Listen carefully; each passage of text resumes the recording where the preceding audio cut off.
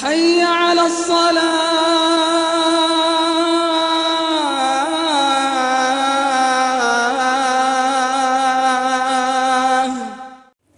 بسم الله الرحمن الرحيم. الحمد لله رب العالمين، والصلاة والسلام على أشرف الأنبياء والمرسلين نبينا محمد وعلى آله وصحبه ومن تبعهم بإحسان إلى يوم الدين وسلم تسليما كثيرا. أما بعد،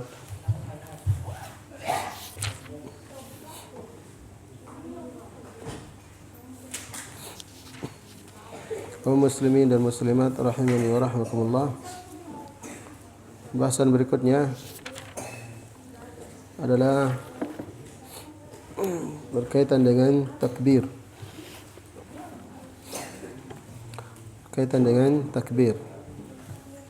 Ini sudah mulai masuk dalam pembahasan salat tentang kaifiyat tata cara di dalam melaksanakan ibadah salat tersebut. Kata beliau rahimahullah, at-takbiru thumma kana sallallahu alaihi wasallam yastaftihu as-salata biqaulihi Allahu akbar wa amara bidzalika al-musii'a salatuhu kama taqaddam wa qala lahu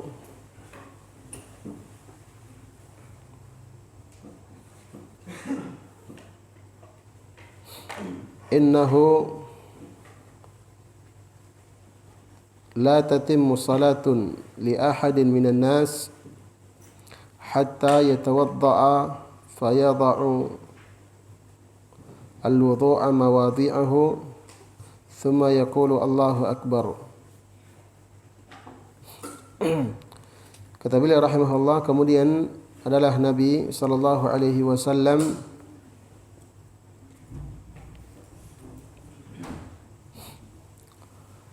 memulai atau membuka salat beliau dengan ucapan Allahu Akbar. Beliau membuka salat beliau dengan ucapan Allahu Akbar.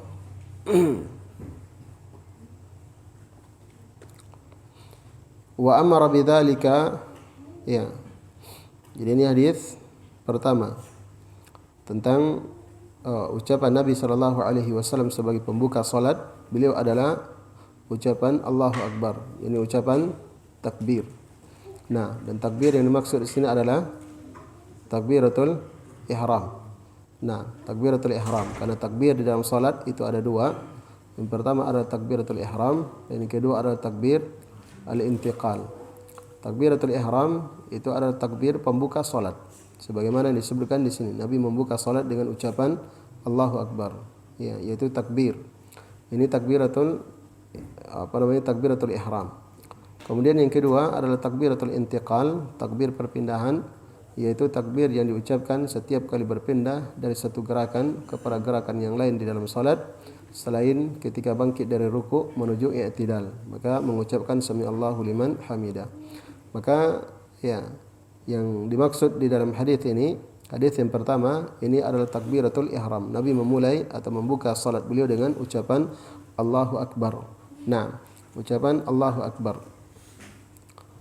Taib. Kemudian hadis berikutnya, wa amara bidzalikal musi' salatuhu kama taqaddam wa qala lahu. Dan Nabi sallallahu alaihi wasallam memerintahkan kepada seorang yang tidak benar salatnya, ya, sebagaimana yang telah berlalu, beliau bersabda kepadanya, innahu la tatimmu salatun li ahadin minan nas hatta yatawadda. Nah, sesungguhnya tidaklah sempurna salat salah seorang dari manusia sampai dia berwudu. Ya, tidak sempurna di sini, ini tidak syah. Nah, karena wudu adalah termasuk syarat dari syarat syahnya salat. Kata Nabi sallallahu alaihi wasallam, la salata illa bitahur. Nah, atau Nabi SAW bersabda, la yaqbalullahu salata ahadikum idza ahdatha hatta yatawadda. Allah tidak menerima salat salah seorang dari kalian, ya, apabila dia berhadas sampai dia berwudu. Kemudian kata beliau, fayadha'ul wudu'a mawadhi'ahu. Kemudian dia menjadikan wudu itu, meletakkan wudu itu pada tempat-tempatnya. thumma yaqul, kemudian dia mengatakan Allahu akbar. Nah, kemudian dia mengatakan Allahu akbar. Ini tata cara salat yang diajarkan oleh Nabi sallallahu alaihi wasallam kepada al-musi' salatuhu.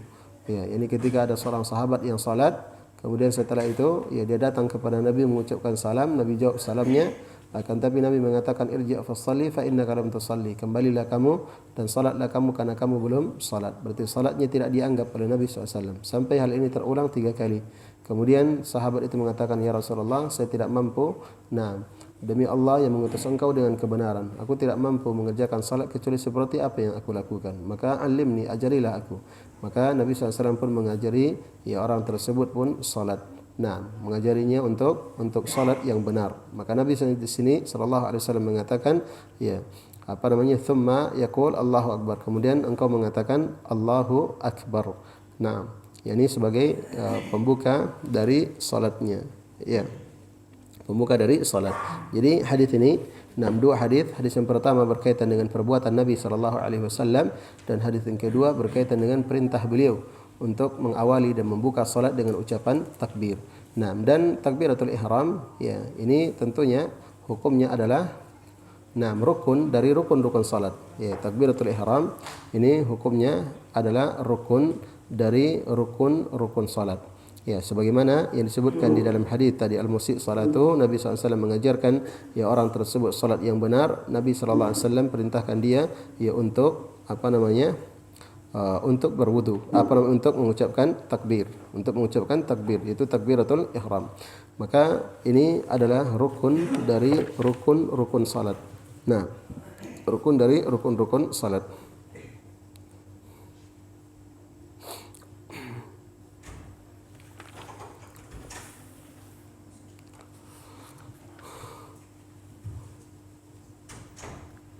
Taib. Dan nanti juga akan datang hadis setelahnya. Ya, wa kana yaqulu, dan adalah Nabi sallallahu alaihi wasallam mengatakan miftahus salat at-tahur wa tahrimuha at-takbir wa tahliluha at-taslim. Kata beliau sallallahu alaihi wasallam wa kana yaqul, dan adalah Nabi sallallahu alaihi wasallam bersabda miftahus salat at-tahur. Ya. Kunci salat itu adalah at-tuhur, bersuci. Kuncinya adalah bersuci, ya berwudu. Wa tahrimuha at-takbir, dan pengharamannya adalah takbir. Wa tahliluha at-taslim, dan penghalalannya adalah taslim, ucapan salam. Taib. Jadi ya, dari hadis ini juga para ulama menyebutkan bahwa takbiratul ihram itu hukumnya adalah rukun dari rukun-rukun salat. Nah, dan dikatakan takbiratul ihram karena Nabi SAW mengatakan wa tahrimuha, dan pengharamannya adalah ya, ucapan takbir, ucapan Allahu akbar. Ya, dikatakan pengharaman karena apabila seseorang sudah mengucapkan takbir Allahu akbar dan dia memulai salatnya, maka haram baginya untuk makan, maka haram baginya untuk ya minum, haram baginya untuk ya berbicara dengan pembicaraan yang biasa diucapkan di luar salat. Oleh karena itu dikatakan takbir itu ada takbir ya pengharaman. Takbir pengharaman. Nanti ya dihalalkan lagi ya hal tersebut baginya adalah ketika dia sudah salam. Ya, berarti awalnya salat itu adalah takbir dan akhirnya adalah taslim. Nah, itulah yang dikatakan dengan salat. Itu dikatakan dengan salat, yaitu ibadah ya, yang diawali dengan ucapan takbir dan diakhiri dengan ucapan salam. Nah, kemudian dari hadis ini, dan dua hadis yang sebelumnya menunjukkan bahwa takbir yang dimaksud ya dalam riwayat yang terakhir dikatakan wa tahrimu at-takbir, dan pengharamannya adalah takbir. Ya, apa ucapan takbirnya? Ya, takbir itu artinya adalah membesarkan Allah Subhanahu wa taala. Apa yang dimaksud dengan ucapan takbir? Itu ya disebutkan dalam dua hadis yang di atas, yaitu ucapan Allahu akbar. Nah, itu ucapan Allahu akbar. Ya, maka yang dimaksud dengan takbir itu adalah ucapan Allahu akbar. Maka ya yang diucapkan oleh seseorang ketika ya ingin salat itu adalah ucapan Allahu akbar. Nah, ucapan Allahu akbar. Ya, dia tidak boleh ganti ya dengan ucapan-ucapan yang lainnya. Nah, walaupun itu juga menunjukkan makna ya pengagungan dan pembesaran kepada Allah Subhanahu wa taala. Seperti misalnya dikatakan Allahu a'zam. Naam, Allahu a'zam atau Allahu ajal. Ya, maka tidak boleh karena hadis Nabi sallallahu alaihi wasallam di atas yang menunjukkan bahawa ucapan takbir yang dibaca oleh Nabi sallallahu alaihi wasallam itu adalah ucapan Allahu akbar. Nah, dan kita diperintahkan untuk mengikuti dan mencontoh salat beliau sallallahu alaihi wasallam. Maka tidak boleh mengucapkan lafaz-lafaz yang lainnya walaupun itu juga adalah menunjukkan pujian dan pembesaran kepada Allah Subhanahu wa taala, akan tetapi ini berkaitan dengan ibadah khusus, maka harus kita lakukan sesuai dengan apa yang diajarkan dan dicontohkan oleh Rasulullah sallallahu alaihi wasallam. Maka lafaz takbirnya adalah Allahu akbar. Nah, lafaznya adalah Allahu akbar. Ya, artinya adalah Allah yang maha besar. Ya, artinya Allah Subhanahu wa taala yang maha besar. Itu ucapannya Allahu akbar. Ya, dan tidak boleh dipanjangkan hamzanya. Ya, boleh dipanjangkan hamzanya. Ya. Panjangkan hamzanya ya pada lafzul jalalah, ya berarti bacanya apa? Allahu akbar. Ya. Itu kalau hamzanya dipanjangkan berarti bacanya adalah Allahu akbar. Ini tidak boleh. Ya, batal salatnya. Nah, batal salatnya, tidak syah salatnya. Kenapa? Karena Allahu akbar itu menunjukkan di situ ada dua hamzah. Asalnya adalah Allahu akbar. Ya, tapi karena hamzah ya dua, maka dihilangkan satu diganti dengan panjang. Allahu akbar artinya apakah Allah itu maha besar? Ya, berarti dia mempertanyakan. Nah, ragu tentang kebesaran Allah Subhanahu wa taala, maka tidak syah. Nah, tidak boleh ya mengucapkan dengan lafaz yang seperti itu. Ya, Allahu akbar. Ya, atau misalnya dia mengatakan Allahu akbar. Ya. Nah, itu tidak boleh. Ya, karena itu bacaannya tidak benar. Nah, bacaannya tidak benar. Jadi yang jelas ini termasuk rukun dari rukun-rukun salat, maka diucapkan dengan ucapan yang benar. Ya, Allahu akbar, bukan Allahu akbar. Allahu akbar. Ya, Allahu akbar. Ya. Apa artinya Allahu akbar? Nah, ini diperbaiki baik-baik. Ya, ini rukun dari rukun-rukun salat. Ya, karena mungkin kita tidak sadari. Ya. Akan tapi ternyata bacaannya tidak benar. Nah, maka ucapkan baik. Allahu akbar. Ya, Allahu akbar. Nah. Jadi ini ucapan takbirnya. Jelas ya? Ya, dibaca baik-baik. Ya, dibaca dengan bacaan yang benar karena itu termasuk rukun dari rukun-rukun salat yang harus didatangkan oleh setiap orang yang mengerjakan salat. Baik dia selaku imam atau selaku makmum, ya, atau dia salat sendiri. Nah, dalam salat wajib atau dalam salat sunnah, maka ya di antara rukun-rukun salat itu adalah membaca takbiratul ihram. Nah, membaca takbiratul ihram. Jadi kalau misalnya dia datang sebagai makmum misalnya, ya salat ya apakah dari awal atau dari ya terlambat misalnya. Nah, kemudian datang langsung saja angkat tangan. Ya, tanpa mengucapkan Allahu akbar. Ya, enggak boleh, enggak syah salatnya. Nah, karena Nabi mengatakan pengharamannya adalah ucapan takbir, bukan pengharamannya angkat tangan. Iya, tapi pengharamannya adalah takbir. Itu yang dikatakan salat. Ya, yang dimulai dengan ucapan takbir dan ditutup dengan salam, bukan dimulai dengan angkat tangan. Nah, atau dimulai dengan surah Al-Fatihah. Nah, dengan iftitah, ya, tidak, tapi dimulai dengan apa? Dengan takbiratul ihram. Nah, maka dibaca ini. Ya, takbiratul ihram itu dibaca. Ya, sebagaimana Nabi SAW tadi ya, disebutkan dalam hadis, yaitu Nabi SAW memulai salat dengan dengan takbiratul ihram, yaitu dengan mengucapkan Allahu akbar. Nah, dengan mengucapkan Allahu akbar. Kemudian ya ucapan ini Allahu akbar, lafaz Allahu akbar ini harus diucapkan. Nah, ini harus diucapkan. Ya, artinya diucapkan dengan lisan. Nah, bukan diucapkan di dalam hati.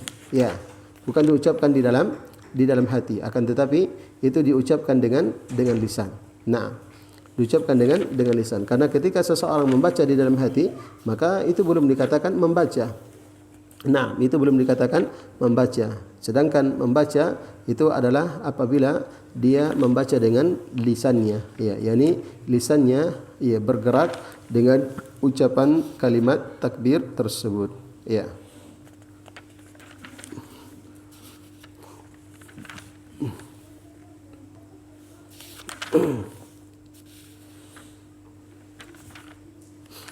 Taib. Nah, ini takbir. Kemudian kita lihat, ya, apa namanya, hadis yang berikutnya. Kata beliau rahimahullahu taala,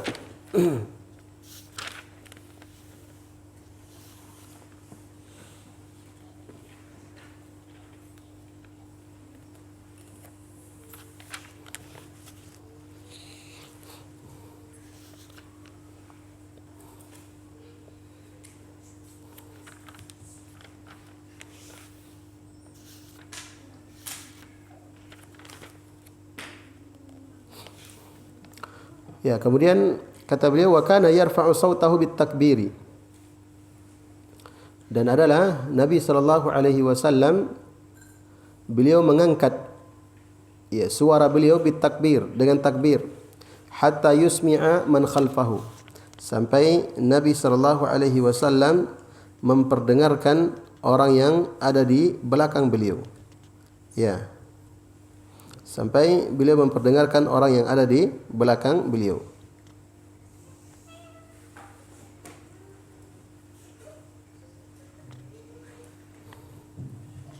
Ya, menunjukkan bahawa, ya, di dalam salat berjamaah, ya, di dalam salat berjamaah, maka imam itu menjaharkan, ya, menjaharkan ucapan takbirnya. Ya, kenapa dijaharkan? Ya, sebab kalau tidak dijaharkan, maka tentunya makmum tidak mengetahui kalau imam sudah berpindah dari, ya, satu gerakan kepada gerakan yang lainnya. Kalau gerakannya, ya, dari berdiri ke rukuk, ya, mungkin imam bisa lihat, makmum bisa lihat. Tapi kalau sementara sujud, nah, makmum atau imam tidak menjaharkan takbirnya, maka tentunya, ya, makmum tidak mengetahui kalau imam sudah bangkit dari sujudnya. Ya, maka tentunya makmum tidak bisa mengikuti imam, sementara, ya, Nabi sallallahu alaihi wasallam mengatakan innama ju'ilal imamu liutamma bihi. Ya, sesungguhnya apa namanya, imam itu, ya, dijadikan untuk diikuti. Ya, imam itu dijadikan untuk diikuti. Nah, jadi makmum, apa namanya, imam di dalam salat berjamaah dia menjaharkan takbirnya, sebagaimana Nabi sallallahu alaihi wasallam mengangkat suara beliau dengan ucapan takbir hatta yusmi'a man khalfahu, sampai orang di belakang beliau mendengarkan ucapan takbir tersebut. Ya. Kemudian hadis yang berikutnya adalah wa kana idza marida rafa'a Abu Bakr sautahu yuballighu an-nasa takbirahu sallallahu alaihi wasallam. Nah, adalah Nabi sallallahu alaihi wasallam idza marida, ketika beliau sakit, ya, ketika beliau sakit, rafa'a Abu Bakr sautahu, maka Abu Bakar mengangkat suaranya, yuballighu an-nasa takbirahu sallallahu alaihi wasallam. Ya, Abu Bakar mengangkat suaranya untuk, ya, menyampaikan kepada manusia takbirnya Rasulullah sallallahu alaihi wasallam. Ya, menyampaikan takbirnya Rasulullah sallallahu alaihi wasallam.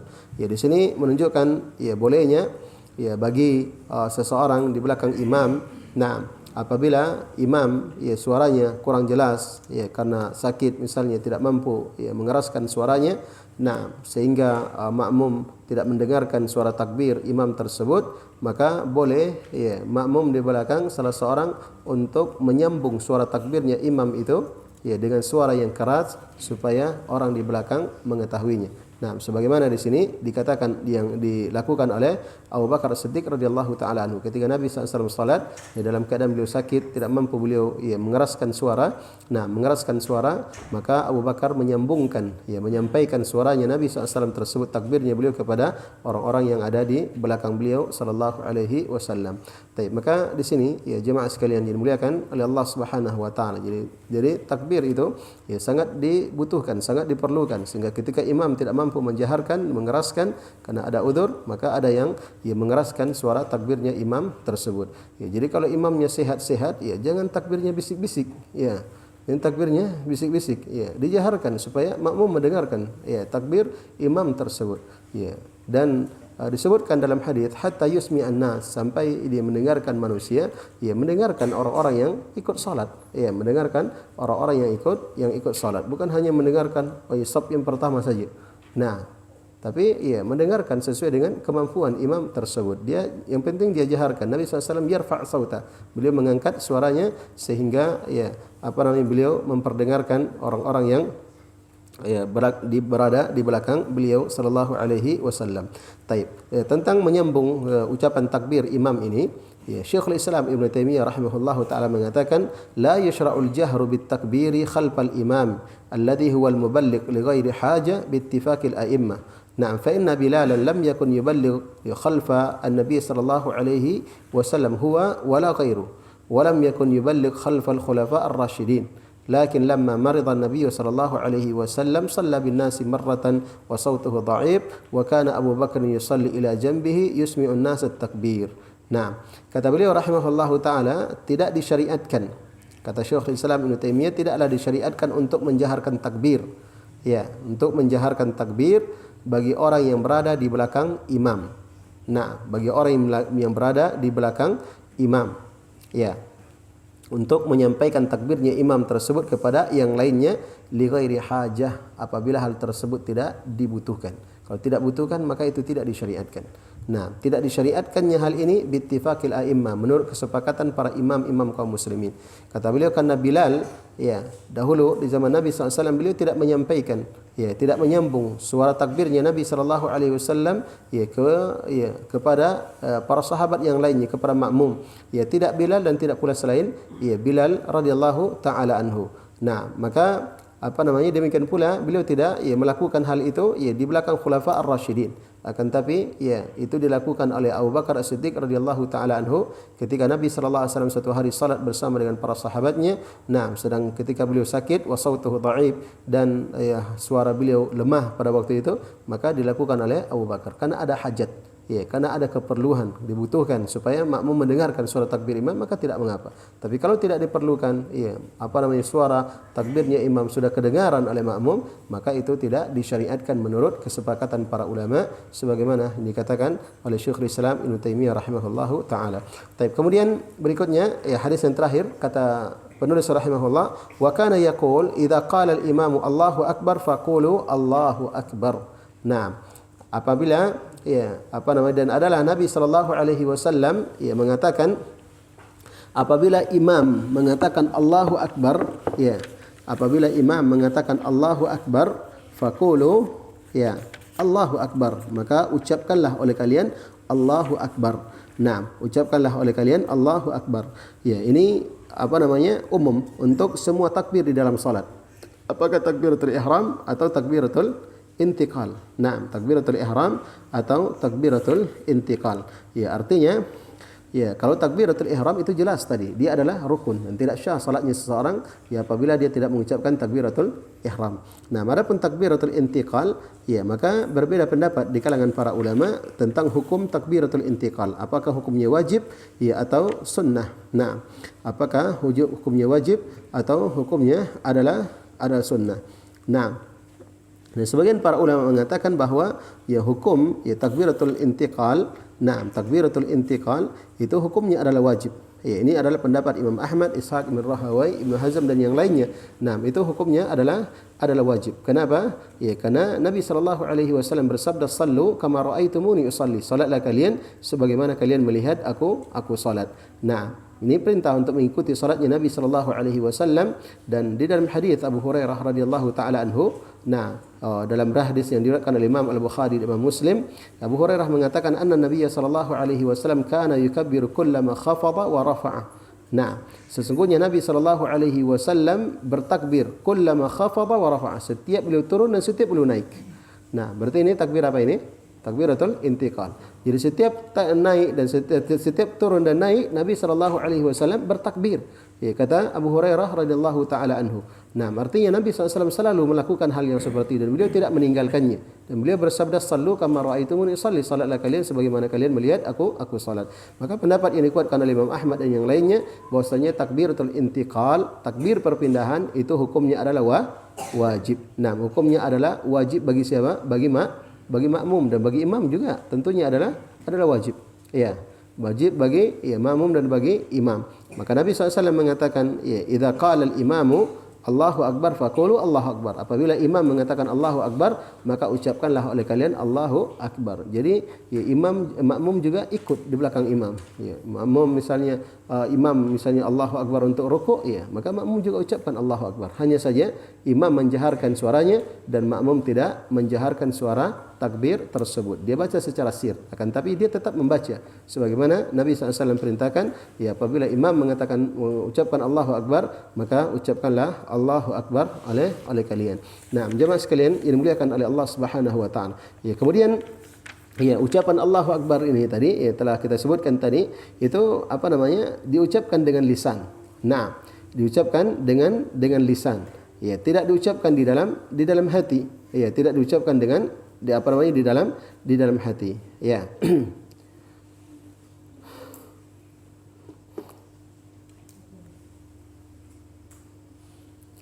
Ya, Syekhul Islam Ibnu Taimiyah rahimahullah di dalam Al-Ikhtiyarat, ya, beliau mengatakan, wa idza qadara al-musalli an yaqula Allahu Akbar lazimahu wala yujzihi ghairu.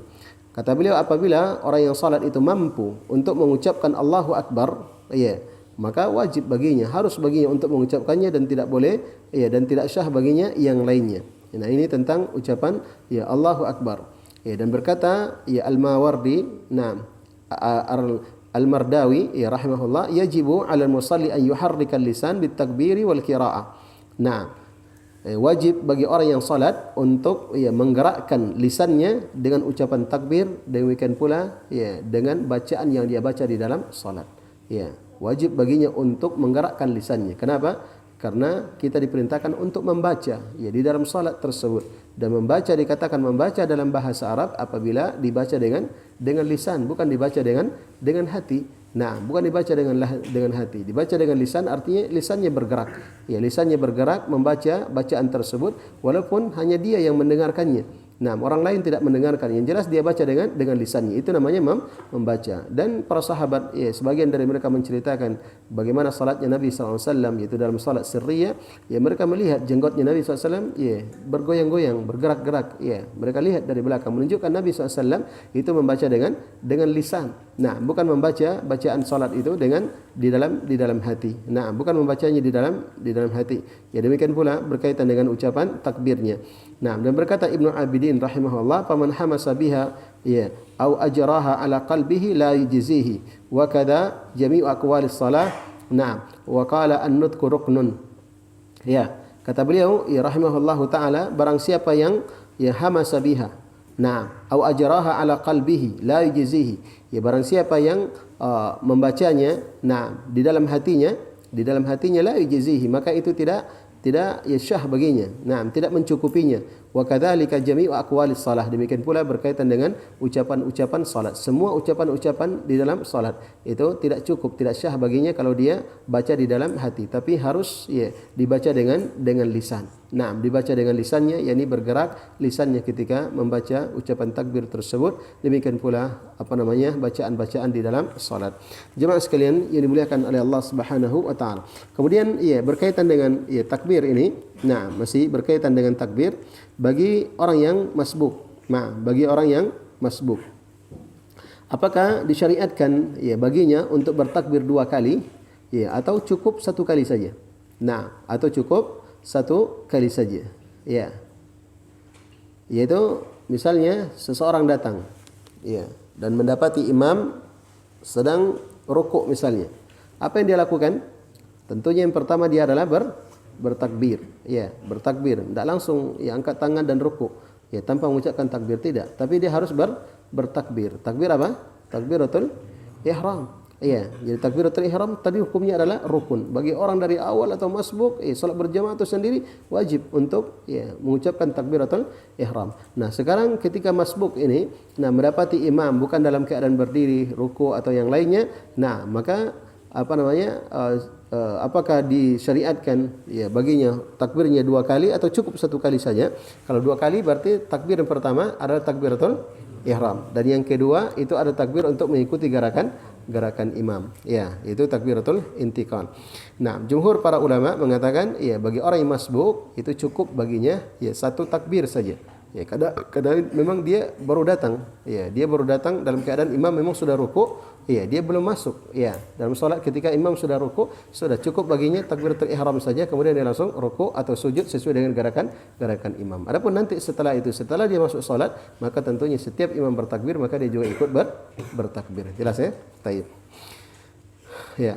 Ini hadis-hadis yang dibawakan oleh penulis ya rahimahullahu taala tentang takbir. Ya, jadi takbir adalah termasuk rukun dari rukun-rukun salat yang wajib untuk diucapkan oleh setiap orang yang mengerjakan salat dan diucapkan dengan lisan, bukan diucapkan dengan hati, dan ucapan takbirnya adalah ucapan Allahu Akbar. Nah, ucapan Allahu Akbar ya, dan tidak boleh diganti dengan ucapan-ucapan yang lainnya, walaupun itu juga adalah ucapan-ucapan yang menunjukkan pengagungan dan pembesaran kepada Allah Subhanahu wa taala. Taib, dan takbiratul intiqal ya hukumnya adalah wajib, dan imam juga makmum juga ikut bertakbir di belakang imam. Nah, juga ikut bertakbir di belakang imam apabila imamnya bertakbir. Taib, selesai pembahasan tentang takbir ya. Adapun tentang raf'ul yadain, mengangkat tangan ya, meletakkan tangan kanan di atas tangan kiri dan seterusnya, insyaallah nanti kita bahas pada pertemuan yang akan datang. Ya, mudah-mudahan apa yang kita bahas ya bermanfaat bagi kita semuanya. Wallahu taala alam. Subhanakallahumma wa bihamdika asyhadu an la ilaha illa anta astaghfiruka wa atubu ilaik.